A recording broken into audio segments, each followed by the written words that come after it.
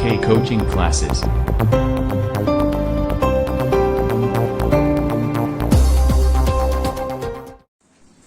My dear student, देखिए class 10th में NCERT math exercise 3.5 है। पहला देखो यहाँ से नियम लिखा रहा हूँ मैं। A1 A2 not equal B1 B2 युग्म का आदित्य हल। जब A1 A2 not equal B1 B2 आता है, जैसे अगर कोई भी दो समीकरण मान लिए जाए, मान लो यहाँ लिख ले रहा हूँ मैं 3x + 4y बराबर में, बेटा मैंने यहाँ मान लो माइनस करके 4 रख लिए, बराबर में 0। अगर यहाँ से 6x + 7y माइनस के 7 बराबर 0 रख लिए। अब इसमें क्या होगा कि युग्म की स्थिति देखी जाएगी। A1 का मान 3 है, तो यहाँ 3/6 बराबर करेंगे 4/7, यहाँ से बराबर में 4/- माइनस के 7। अब देखो इसमें -4/-, अब इसमें माइनस से माइनस कटेगा, और कोई 3 से 1/2, तो इसका 1/2 नॉट इक्वल 4/7, नॉट इक्वल बेटा यहाँ से 4/7। तो बेटा देखो 4/7 ये इक्वल आ रहा है, मगर इससे हमें नॉट इक्वल की स्थिति में दिखाना है, तो बेटा 8 कर ले रहे हैं, तो 4 दूनी 8, 2 1/2, तो ये इससे मिल जाएगा। और भी ऐसी संख्या कर लो, यहाँ 5 कर लो, चाहे ऐसा कर लो कि मतलब एग्जाम्पल में दे रहा हूँ ये मैच नहीं करे, 5/8 हो गया, 5/8 कहीं ये नहीं है, तो ये तीनों में से कोई मैच नहीं कर रहा है। एग्जाम्पल ऐसे ले लेंगे अंदाज से, एक भी मैच नहीं कर रहा है, तो उस स्थिति में ये वाला होगा आपका युग्म का आदित्य हल है। अच्छा, इसके बाद दूसरा क्या है वो देखते हैं। दूसरा A1/A2 not equal B1/B2, sorry ये यूकल में तीनों जब यूकल होते हैं तो अपर में रूप से अनेक हल होते हैं। कैसे मैं यहाँ से इसको बता सकता हूँ, देखो A1 यहाँ वैल्यू रख के बता दे रहा हूँ, 6x + 4y माइनस के 4 या 8 बराबर 0। दूसरा भी हो सकता है, मान लो 12x + 8y माइनस के 16 बराबर 0। तो बेटा देखो यहाँ से 6/12, 4/8, 8/16 माइनस लगा के देखो 4 दूनी 8, 6 दूनी 12, 8 दूनी 16, 1/2 बराबर 1/2 बराबर 1/2, तो तीनों बराबर हो गए, 1/2 1/2 1/2 हो गए तीनों। ठीक है, तो अगला तीसरा वाला देखते हैं। इसमें तीसरा है A1/A2 बराबर B1/B2 not equal C1 C2, तो इसका कोई हल नहीं होता है, इसका कोई हल नहीं होता है।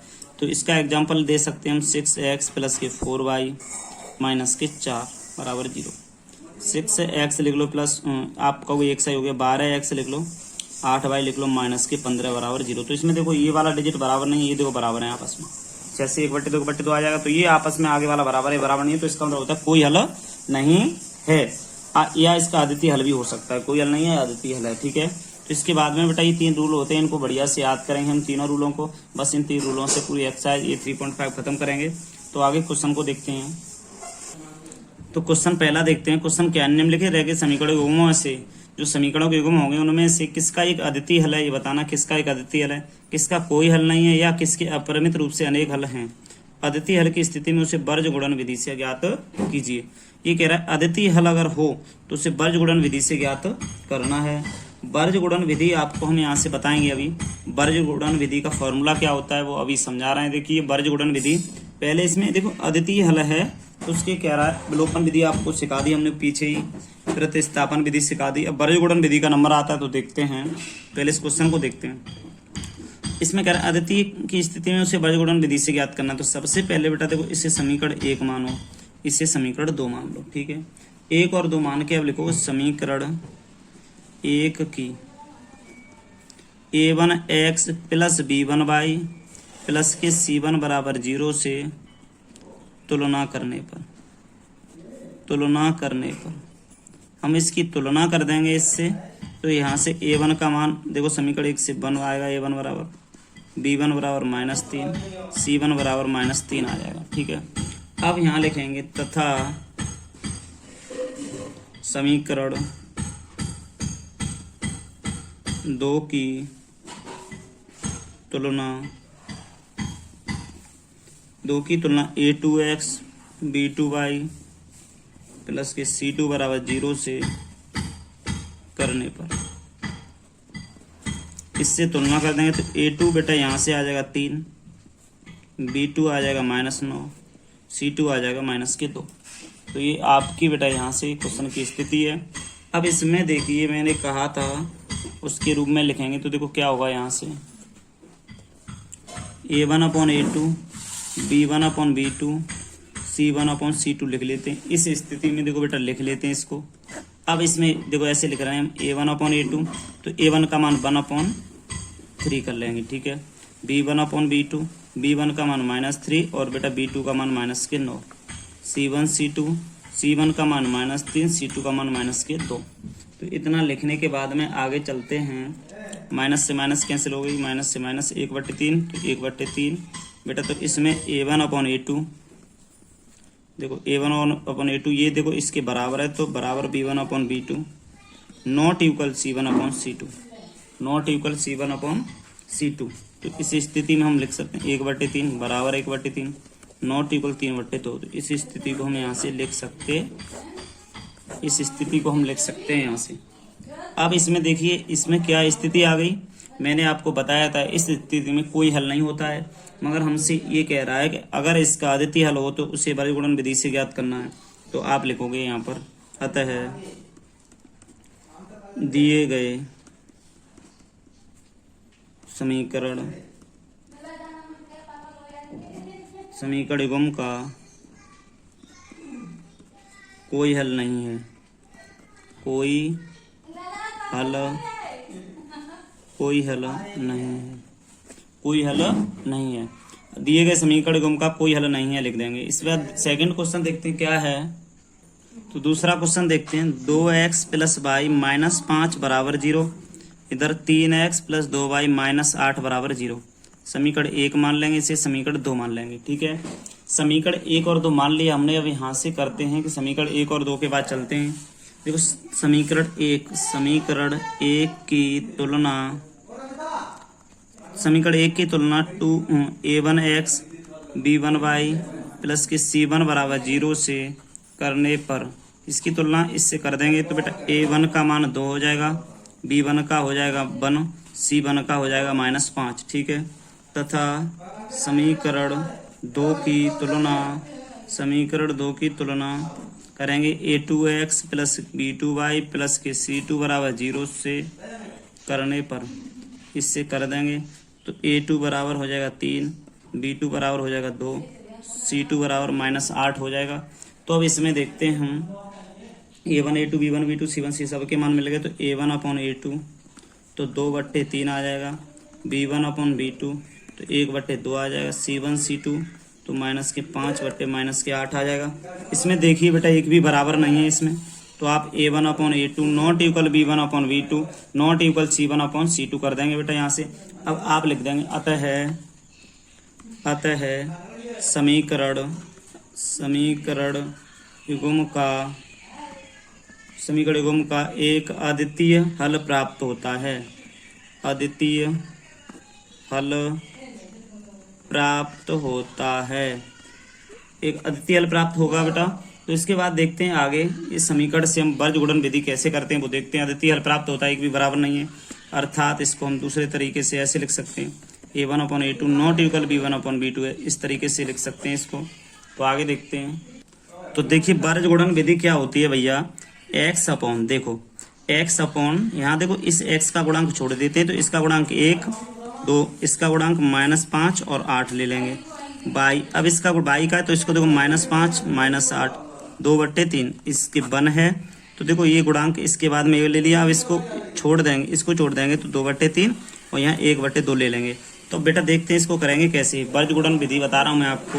सबसे पहले देखो इसका, देखो गुणा इसका इससे किया तो -8 ब्रैकेट बंद, माइनस लगाएंगे, इसका करेंगे तो -10। ठीक है, बाई अपॉन इसका करेंगे तो -15 और इसका करेंगे तो माइनस लगा के -10 बराबर 1। अब इसका करेंगे 4, इसका करेंगे -3। तो बेटा देखते हैं x/10, 10 में से 8 गए तो 2 बचे, यहाँ बाई बेटा 15 में से 10 गए तो -5 बचे, यहाँ पर 1 बचा। ठीक है, अब इसकी तुलना पहले इससे करेंगे तो x/2 बराबर 1/1। देखो इसकी तुलना इससे करेंगे तो x/2 बराबर 1/1 इक्वल x बराबर 2 आ गया, by upon -5 equal to 1/1, by cross multiply y बराबर -5 आ जाएगा। तो बस ये x और y के मान निकलवा रहा था, तो दोनों x और y के मान यहाँ से आ गए। आगे देखते हैं अब बेटा, देखो y 5 15 8 दूनी 16 हो गए, यहाँ पर माइनस के प्लस हो गया, 16 में से 15 गए तो 1 बचा, यहाँ 1/1। तो बेटा इसके साथ इसे रखते हैं तो बेटा x बराबर 2 आ जाएगा, इसके साथ इसे रखते हैं तो बेटा y बराबर 1 आ जाएगा। तो बस ऐसे ही आगे समीकरण युग्म x बराबर 2 y बराबर 1 आ गए। आगे क्वेश्चन देखते हैं तीसरा क्या है। क्वेश्चन थर्ड देखते हैं, इसमें क्या है कि क्वेश्चन थर्ड में 3x माइनस 5y 0 की तुलना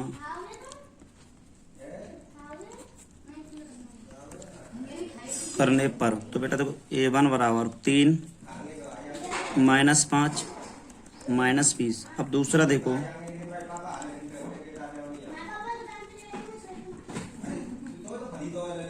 तुलना करने पर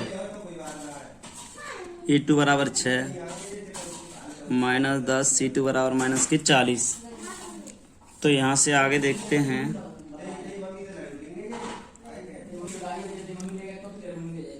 a1 अपॉन a2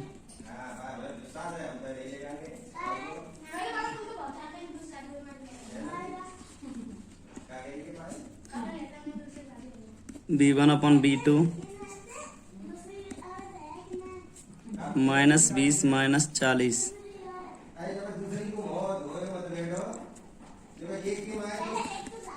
तीन 6 10 40। a1 upon a2 b1 upon b2 c1 c2। तो देखते हैं इसमें क्या करते हैं। बराबर में 1/2 सभी के आ रहा है, तो आप लिखोगे अतः समीकरण युग्म के अपरिमित रूप से अनेक हल होंगे। इसमें कर देंगे अपरिमित रूप से अनेक हल होंगे इसके। ठीक है, क्वेश्चन बहुत ही सिंपल है। 4 वाला क्वेश्चन देखते हैं। समीकरण 1 की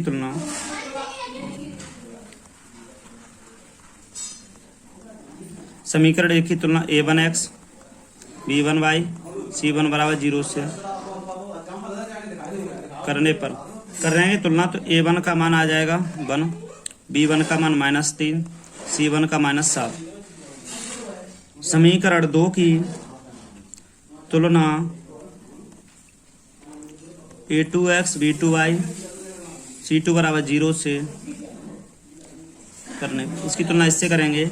a2 बराबर 3 -3 -15 आ जाएगा बेटा। यहाँ से देखते हैं, देखो a1 अपॉन a2 का मान क्या है, 1/3 b1 b2 c1 c2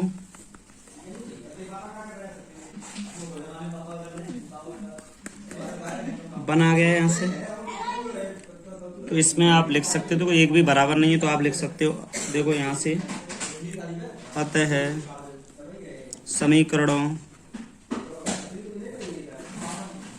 के युग्म से एक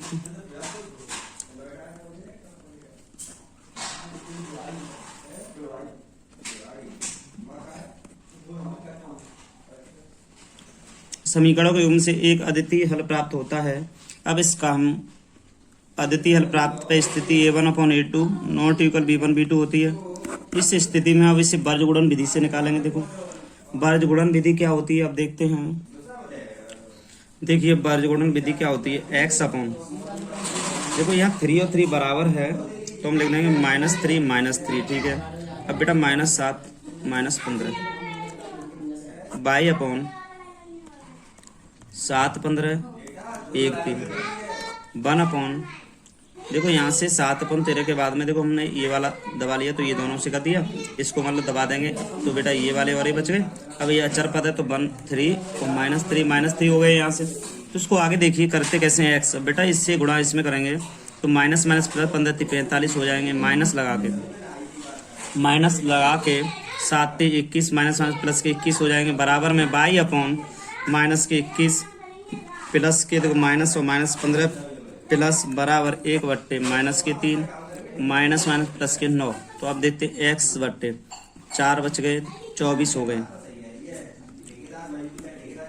6 -6 हो गए, 6 हो गए यहाँ से। तो बेटा इसमें देखते हैं आगे हम यहाँ से बाई क्रॉस मल्टीप्लाई करके देखते। बेटा देखो इसकी तुलना हम इस वाले स्टेप से करेंगे। तो x/24 बराबर 1/6, x/24 बराबर 1/6 बाई क्रॉस मल्टीप्लाई 6x बराबर 24, तो x बराबर 24/6 6 चौक 24, x बराबर 4 आ गया है यहाँ से बेटा।